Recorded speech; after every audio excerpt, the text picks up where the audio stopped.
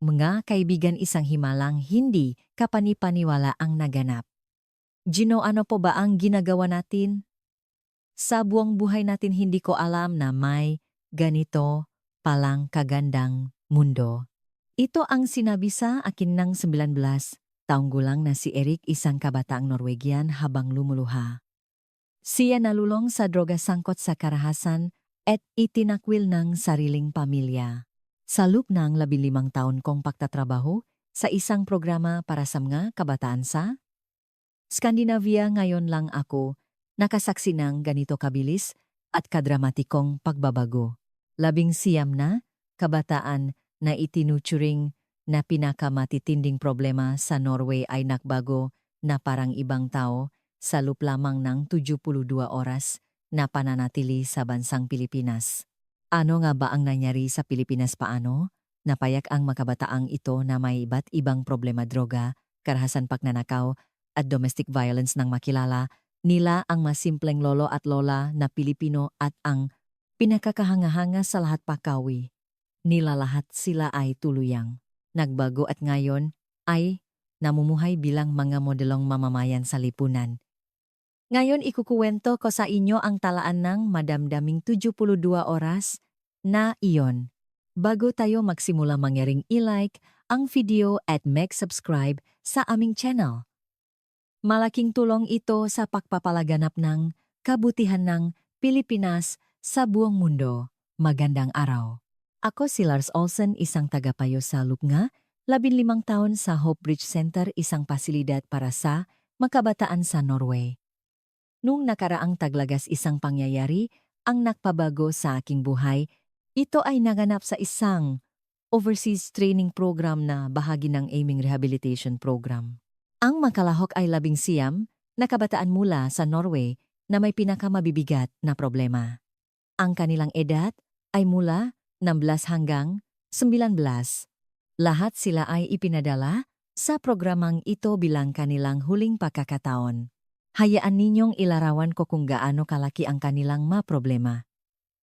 Si Eric, 19 taong gulang, ay nagsimulang gumamit ng droga sa edad na 12. 3 beses na siyang naaresto dahil sa pananakit sa kanyang mamagulang. Ang kanyang ina ay umalis sa kanilang bahay dahil sa takot at sinabi ngang kanyang ama na hindi na niya ito ay tinuturing na anak. Si Matias, 18 taong gulang, ay may 5 rekord ng pagnanakaw. Ang pangninakaw niya ay ginamit sa pagsusugal at ang kanyang utang ay umabot na sa katumbas ng mahigit 1 milyong piso. Nanakaw din siya nga gamit sa bahayang kanyang lolo't lola, kaya tuluyan na siyang itinakwil ngang kanyang pamilya. Silaing 17 taong gulang ay isang babaeng nasangkot sa isang marahas na insidente na bihira sa Norway. Dahil sa pananakit na nakpa-ospital sa isang kaklase, pinatalsik siya sa lahat ng paaralan. Ang pagkakatulad nilang lahat ay ang kawalan ng tiwala sa mga nakatatanda, galit sa lipunan at sama ng loob sa kanilang pamilya. Bawat isa sa kanila ay may malalim na sugat sa puso na lumalabas sa anyong karahasan at krimen. Ang original naming plano ay isang volunteer activity sa isang liblib na nayon sa Thailand, sa isang mahirap na kapaligiran na walang kuryente at tubig. Sa pamamagitan ng pamumuhay kasama ang malokal, inaasahan naming matututunan nila ang tunay na kahalagahan ng buhay. Mula sa airport ng Oslo, ang plano namin ay dumaan muna sa Bangkok bago tumuloy sa Hilagang Thailand. Ngunit kung minsan ang tadhana ay nagdadala sa atin sa mga direksyong hindi natin inaasahan. Habang kami ay lumilipat sa himpapawid ng Siberia, biglang nakaroon ng anunsyo mula sa kapitan. Mga pasahero, ipinapaalam namin na isang malakas na bagyo ang papalapit sa buong Timog Silangang Asya at maraming paliparan kabilang ang Bangkok ang isinara. Para sa inyong kaligtasan, emergency landing tayo sa pinakamalapit na international airport, ang Ninoy Aquino International Airport sa Pilipinas. Nakagulo ang makabataan. Para sa karamihan, sa kanila ang alam lang nila sa Pilipinas ay isang bansa na may magagandang beach, pero delikado. Serliktas ba sa Pilipinas tatanggapin kaya tayo nga Pilipino marunong ba sila mag-Ingles sa totulang ako man ay nabahala? Ang pamamahala sa labing siyam? Na, problemadong kabataan sa isang dayuhang bansa na? Wala sa plano sa loob na 3 araw ay isang napakalaking hamon. Ngunit ang mas sumunod na pangyayari paglapak namin sa naya ay ganap na bumaliktad sa aming mga inaasahan. Kahit pasado alauna ng madaling araw ang mga staff ng airport ay napakahusay nga serbisyo. Sa kabilang hindi pangkaraniwang sitwasyon ng isang grupo nga dayuhan na nag-emergency landing, nagawa pa nilang mahanap ngang isang interpreter na marunong magsalita ngang Norwegian. Sa proseso ngang imigrasyon isinaalang-alang ngang opisyal ang edad nga kabataan at matiyaga silang pinaliwanagan isa-isa. May ilan sa kanila na nangingini, ang mga kamay sa kabangunit isang opisyal ang ngumiti at nagsabing huwag kang mag-alala iho, dahan-dahan lang. Inasikaso rin nila ang aming transportasyon papunta sa hotel. Sa kabila ng kalaliman ng gabi perpekto ang suportang aming natanggap. Sa bus papuntang hotel unang nasilayan, namga kabataan ang tanawin ng Maynila sa gabi. Grabe ang liwanag ng bansang to kahit gabi na. Ang ganda pala sila na karaniwang walang interes sa kahit ano ay namamangha. Ngunit ang pinakanagulat sa kanila ay ang makita, ang mga babaeng naglalakad sa kalsada kahit pasado alauna ng madaling araw. Uy! Tingnan nyo may babaeng nag-iisa sa labas seryoso sa Norway delikado para sa isang babae ang mag-isang maglakad sa gabi. Sabi ni Eric habang nakadikit ang mukha sa bintana. Mukhang ligtas dito. Nakarating kami sa hotel bandang 2:30 ngang madaling araw. Sa kabila nito sinalubong kami ngang front desk staff na may malawak na ngiti. Naintindihan nilang isang grupo kami ngang kabataan kaya't binigyan kami ngang gwarto sa isang tahimik na palapak. Mula sa oras ng almusal kinabukasan hanggang sa mga convenient na lugar sa paligid detalyado nilang ipinaliwanag ang lahat. Ang pinakatumatak sa akin ay ang kanilang taos-pusong pagtanggap. Sa elevator papunta sa aming mga silid bumulong si Matias parang hindi sila nandidiri sa atin.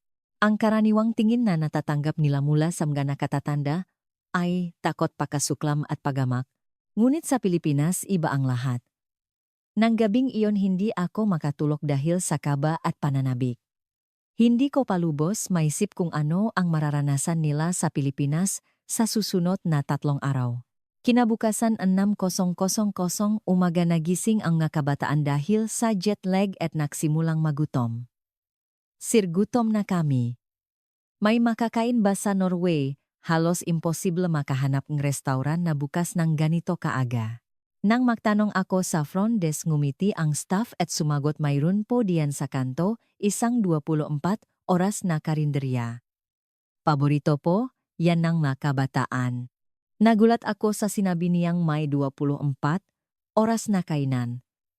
Kasama ang 8, sa mga kabataan nagtungo kami doon, alas 6:30 na humaga sa Maynila buhay na buhay ng palihid. Mga empleyadong papasok, sa trabaho mga taong nag-ehersisyo, mga taong lumalabas sa mga convenience store. Ang umaga sa Oslo ay napakatahimik ngunit sa Maynila tila nagsimula na ang araw. Pagbukas namin ng pinto ng karinderya bumungad sa amin ang mainit na hangin at ang bango ng pagkain.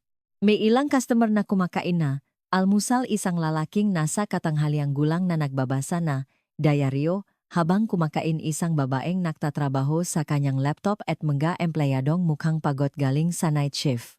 Nang makita nila ang menu na pasigaw sa gulat ang mga kabataan. Wow, ang mura!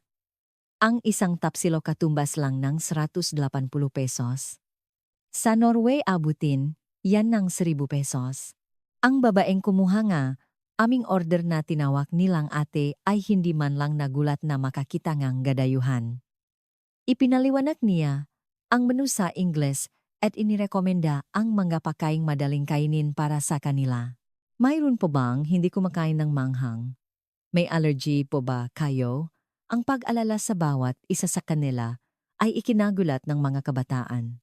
Ito ay kabaliktaran ng karaniwang pakikitungo na natatanggap nila mula sa mga nakatatanda. Ang bilis ng pagdating ng pagkain ay nakakagulat din.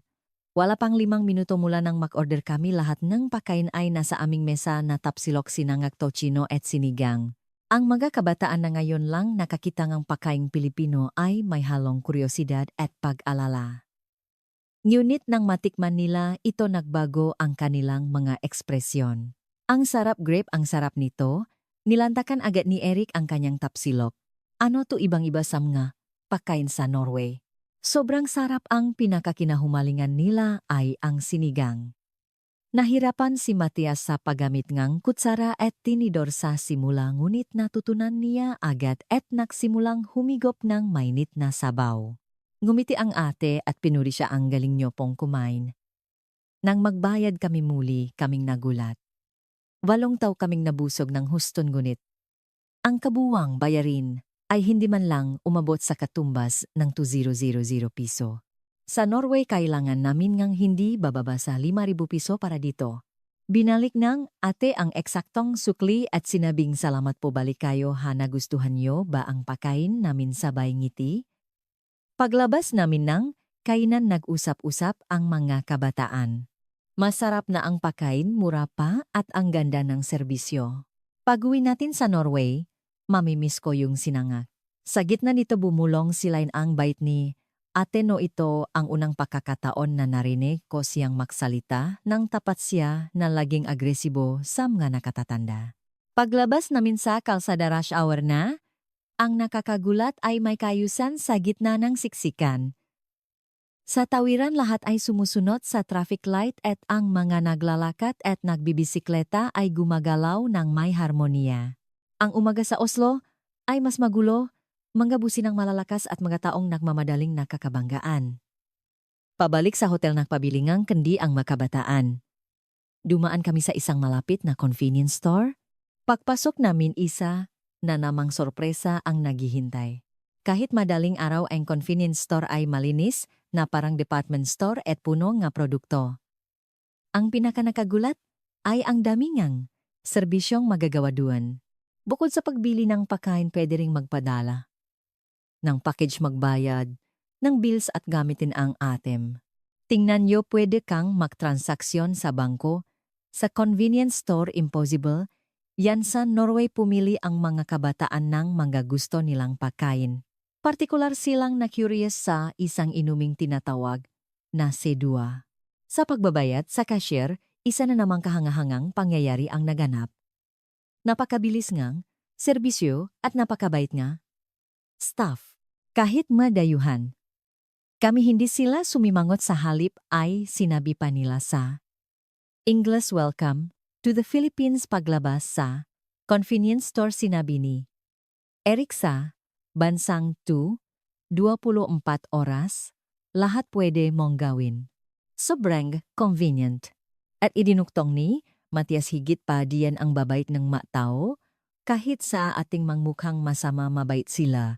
Totoo nga, ang 19 na kabataan ay may kulay na buhok, hikaw at tattoo, mukhang mapanganib. Kahit sa Norway halatang nandidiri ang manakatatanda sa kanila. Ngunit sa Pilipinas iba. Walang sinuman ang tumingin sa kanila nang may pahuhusga. Pabalik sa hotel, napansin din namin ang kalinisan ng lungsod. Walang ni isang basura sa daan at nakita namin ang mataong naglilinis mula pa madaling araw. Grabe ang linis ng lugar na to. Sino kaya ang naglilinis nito? Pagdating namin sa lobby ng hotel, gising na ang iba pang mga kabataan. Tinanong nila kung saan kami galing. Nang ikwento namin ang aming karanasan sa almusal, na inggit sila. Sa susunod, isama nyo kami, gusto naming matikman yang sinangag na yan. Ganito nagsimula ang aming unang umaga sa Pilipinas. Sa loob lamang ng ilang oras, kitang-kita na ang pagbabago sa kanilang mga mukha. Ang karaniwang agresibong ekspresyon ay nawala at napalitan ng kuryosidad at pananabik. Hindi ko pa lubos akalain nun kung gaano kalaki ang magiging pagbabago sa kanilang buhay dahil sa mga susunod na mangyayari. Alas 9:00. Umaga, sinimulan namin ang aming tunay na paglalakbay sa Maynila. Ang aming unang destinasyon ay isang gistasyon negetren. Ang karanasan sa pagsakay sa tren ay bago para sa kanila. Namangga sila sa kalinisan sa loob ng istasyon at sa kabitan ng mga sinyaj. Uwi? May English translation din pala. Ang galing friendly sa mga dayuhan. Habang naghihintay ng tren sa platform, pinagmasdan nila ang kilos ng mga Pilipino. Lahat ay natural na pumipila ng dalawang linya, sumusunod sa mga marka sa sahig. Walang nagsasabi sa kanila, pero lahat sumusunod sa patakaran. Sa Oslo lahat makunahan at magtutulakan para makasakay. Pagdating ng tren isa na namang kamangha-manghang tanawin ang bumungat. Pagbukas ng pinto ang nga tao ay gumilit para bigyan ng daan ang mabababa. Matapos makababa, ang lahat sa kasila pumasok ng mayos. Pagpasok sa loob na mangha ang makabataan sa kalinisan, walang kahit isang sulat sa mga upuan at ang sahig ay malinis. At doon nasaksihan namin ang pinakatumatak na eksena. Sa susunod na istasyon isang matandang lalaki na may tungkot ang sumakay. Agad-agad ilang pasahero ang tumayo para mag-alok ng kanilang upuan. Salamat sabi ngang matanda at umupo. Nang makita ito bumulong si Eric Grab. Natural lang sa kanila ang magbigay ng upuan. Ang kapaligiran sa loop nga tren ay kahanga-hanga rin. Kahit maraming tao napakatahimik. Walang sumisigaw sa telepono o nag-ingay. Marami ang nagbabasa ng libro o nakatingin sa kanilang cellphone. Ang pinakanagulat sa kanila ay ang mga estudyanteng nag-aral sa loop ng tren. Bukas ang kanilang malibro at seryosong nag-aral. Tingnan nyo na aral yung nga estudyante sa tren.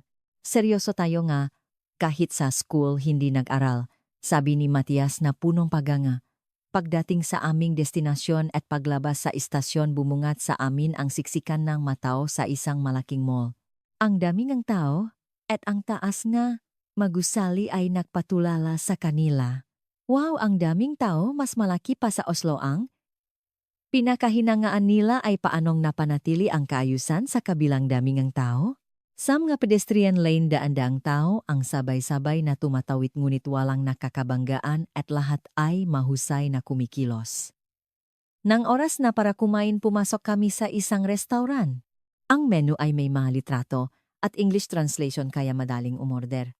Interesado ang mga kabataan sa mga pagkaing Pilipino na ngayon lang nila nakita. Sinigang adobo inihaw na isda nang dumating ang pagkain humanga sila sa sarap nito. Katumbas lang tuang 400 pesos hindi kapanipaniwala. Sa Norway aabutin tong 1,500 pesos habang kumakain isang matandang Pilipino isang lolo mula sa katabing mesa ang kumausap sa amin. Taga saan po kayo hindi gaanong diretso ang kanyang Ingles ngunit sinikap niyang makipag-usap. Nang sabihin naming taga Norway, kami tila napaka-interesado niya. Ah? Norway? Isang napakagandang bansa. Nakakita na ba kayo nga Aurora Borealis nung una nag-alangan ang makabataan ngunit dahil sa mainit ng ngiting na lolo, unti-unti silang nakbukas ng loob. Itinuro niya ang mga magagandang lugar sa Pilipinas at inirekomenda ang mga pagkaing dapat naming subukan. Nang magbayad kami at paalis na hinabol kami ng lolo, heto pasalubong. May dala siyang isang maliit na supot ng polvoron. Sige natikman nyo ang kendingang Pilipinas. Nalito ang mga kabataan. Hindi nila maintindihan kung bakit napakabait sa kanila ngang isang estranghero. Lalo na si Eric na halos hindi nakaranas ng kabaitan mula sa isang nakatatanda. Maraming salamat po sabi ko bilang kinatawan. Kumawi ang lolo na may malawak na ngiti. Bumalik kayo sa Pilipinas, hapaglabas namin sa restaurant tahimik ang mga kabataan. Pagkatapos ng ilang sandali bumulong si Eric bakit kaya ang bait niya sa atin hindi naman niya tayo kilala. At doon nangyari ang pinakatumagos sa aming puso. Naligaw kami at nahihirapang hanapin ang aming daan habang tinitingnan ang mapa. Biglang may lumapit na isang lolo 70 anyos, Mukhang naliligaw kayo, maiho? Saan ba ang punta ninyo? Hindi siya gaanong marunong mag-Ingles ngunit sa pamamagitan ng sinya sinubukan niyang ipaliwanag ang daan. Nang malaman niyang hindi namin maintindihan, sinabi niyang, "Sandali lang at isinama kami sa malapit na police outpost." Kinausap niya ang pulis at kumuha kami ng kopya ng mas detalyadong mapa. Hindi lang iyon, sinabi pa ang lolo. Ako na ang maghatid sa inyo. At naglakad kami nga 20 minuto para ihatid kami sa aming destinasyon. Habang naglalakad, kinakausap niya ang mga kabataan. Kumusta ang Pilipinas? Nag-enjoy ba kayo? Kahit simple lang ang kanyang Ingles, ramdam na ramdam ang kanyang kabaitan. Pagdating namin sa aming destinasyon, yumuko ng bahagya ang lolo. Sana magustuhan ninyo ang Pilipinas. Natulala ang mga kabataan. Lalo na si Eric na may namumuong luha sa kanyang mga mata. Pakaalis ng lolo, sinabi ni Eric sa akin, "Gino, bakit sinayang ng lolo na yon ang 20 minuto niya para sa atin? Ang samangang itsura natin, wala siyang mapapala sa atin?" Nanginginig ang boses ni Eric. Yung sarili kong ama, hindi ako tutulungan kahit na may problema ako. Pero isang estrangherong lolo sa ibang bansa, ginawa to para sa akin. Nagsimulang umiyak si Eric. Isang 19 taong gulang na binata ang umiyak sa harap ng lahat. Akala ko noon lahat ng matatanda hindi mapagkakatiwalaan. Pero iba yung lolo na yon. Ang ibang kabataan ay tahimik na nakikinig. Sabi ni Matias, ganon din ako. Akala ko lahat ng matatanda sinungaling at sarili lang nila ang iniisip. Pero iba ang Pilipinong nakilala natin ngayon.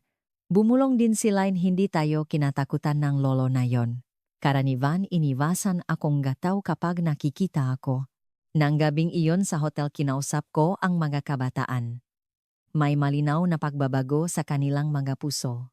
Sir, bakit po ganito kabait ang mga Pilipino? Hindi ko maintindihan kung bakit mabait sila kahit sa mga problemadong tulad namin. Sumagot ako, siguro ang mga tao sa Pilipinas ay hindi humuhusga base sa panlabas na anyo. Siguro naniniwala sila sa kabutihan na nasa loob ng puso ninyo. Sabi ni Eric, may kabutihan ba sa loob ng puso ko? Oo naman. Ang pag-iyak mo kanina ay patunay niyan. Ibig sabihin may puso kang naantik sa kabaitan ng iba.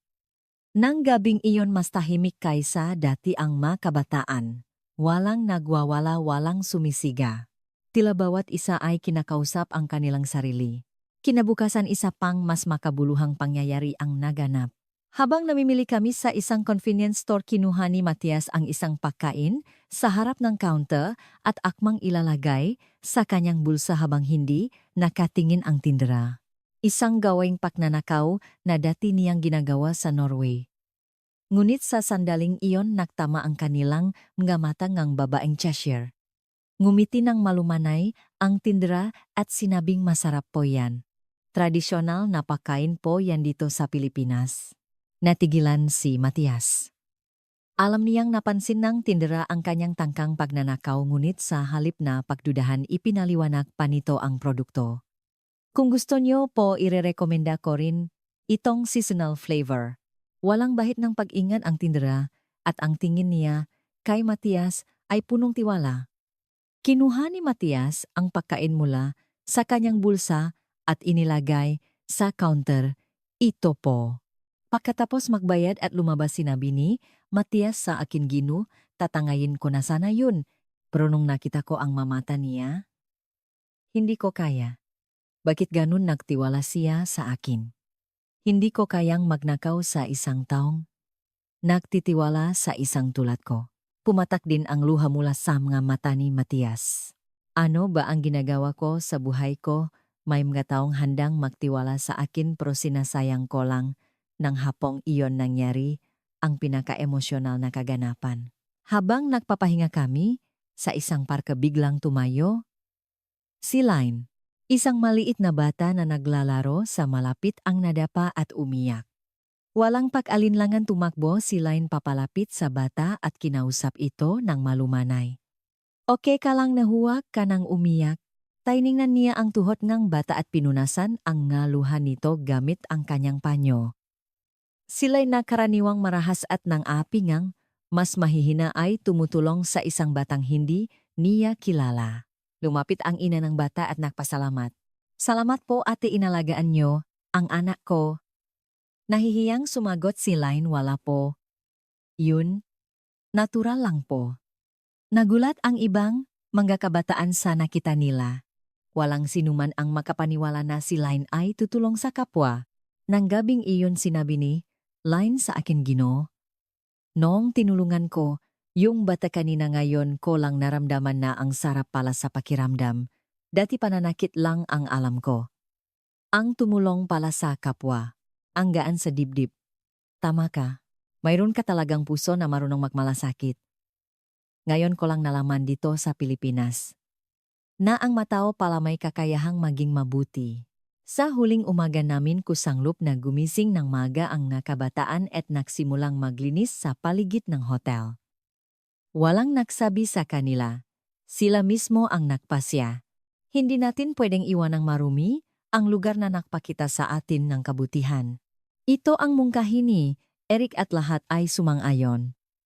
Habang naglilinis, isang matandang babay, isang lola ang lumapit at kumausap sa kanila. Naku, salamat nga, ihom nga, dayuhan pa kayo pro kayo pa ang naglilinis. Opo, pasasalamat po namin sa kabaitan ng mapilipino. Sagot ni Eric, naanti ang lola at dinalhan sila ng mga bagong lutong pandesal. Heto, kainin ninyo, natutuwa, ako at minahal ninyo ang Pilipinas. Naantik ang puso nga kabataan sa kabaitan ng lola. Lalo na si Eric, nang yakapin siya nito, humagulgol siya. Lola, salamat po. Dito po namin natutunan ang tunay na kabaitan. Hinding-hindi po namin ito makakalimutan. Umiyak din ang lola habang nagsasalita, mabubuting bata kayo, tiyak na magiging mabubuting tao kayo. Tinitiyak ko yan. Dumating na ang oras para pumunta sa airport. Malungkot na tinitingnan ng kabataan ang tanawin ng Maynila. Sabi sinabi ni Eric, Hino, pak-uwi natin, makbabaho na kami. Gusto naming maging mataong hindi kahiyahiya sa malolo at lola ngang Pilipinas. Sumunod si Matias, ako rin hihingi ako ngang tawad sa pamilya ko. Patawad sa lahat ng abalang idinulot ko. At sinabi ni Line, magbabago na rin ako. Hindi na ako mananakit, gusto kong maging taong tumutulong sa kapwa. Sana'y yumuko ng malalim ang kabataan paharap sa Pilipinas. Maraming salamat Pilipinas. Binago mo ang aming buhay, babalik kami sigurado. Sa eroplano ginunita nila ang kanilang 3 araw na karanasan. Lahat ay umiyak.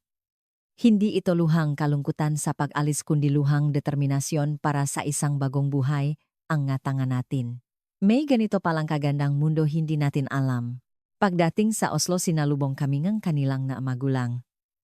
Yumuko ng malalim ang makabataan sa kanilang pamilya. Itay-inay, patawarin niyo po kami. Magbabago na po kami. Nagulat ang magulang sa pagbabago ang kanilang maanak. Ibang-iba sa mga kabata ang umalis magalang at tapat ang mga nagbalik. Ang pagbabago pagkawi nila ay kahanga-hanga. Tuluyang tinalikuran ni Eric ang droga at humingi ng tawad sa kanyang mga magulang. Ngayon nag-aaral siya para makapasok sa universidad. Nagsimula na rin siyang maaral ng Tagalog at pangarap niyang magtrabaho sa Pilipinas balang araw. Itinigil ni Matias ang pagnanakaw at nagtatrabaho para bayaran ang kanyang nga utang. Humingi siya ng tawad sa kanyang lolo't lola at nayos na ang relasyon nila sa pamilya. Itinigil ni Line ang karahasan at ngayon ay aktibo sa mga gawaing voluntaryo. Nakahanap siya ng kahulugan sa buhay sa pagtulong sa mga nangangailangan. Lahat ng 19 na kabataan ay tuluyang nagbago at ngayon ay namumuhay bilang mga modelong mamamayan.